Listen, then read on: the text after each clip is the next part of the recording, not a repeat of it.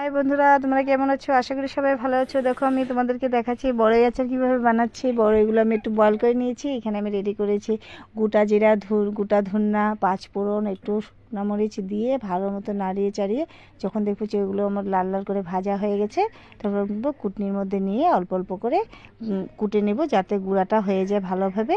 এদিকে আমি কি করেছি, কড়াইয়ের মধ্যে একটু জল দিয়ে গুড়গুলো কী করবো, জলটার মধ্যে দিয়ে দেবো, দিয়ে ভালো মতন আসাবো যাতে যখন ধরে দেখবো যে আসানিটা আমার হয়ে গেছে, তখন কি করব, আমি এখানে বড়িগুলো দেবো। দেখো আমার আসানিটা হয়ে গেছে, এদিকে আমার গুঁড়াও হয়ে গেছে।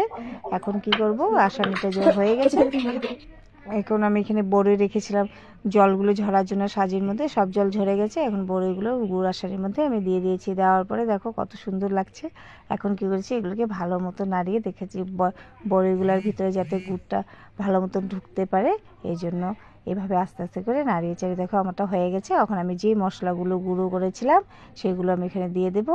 এখানে আমি কালো লবণও দিয়েছি অল্প, এই জন্য এখানে দেখা যাচ্ছে না কালো লবণটা আমি দিয়েছি, কিন্তু এখানে অ্যাড হয়নি, এই জন্য দেখো আমার বড়ি আচার হয়েছে। তোমাদের কেমন লেগেছে?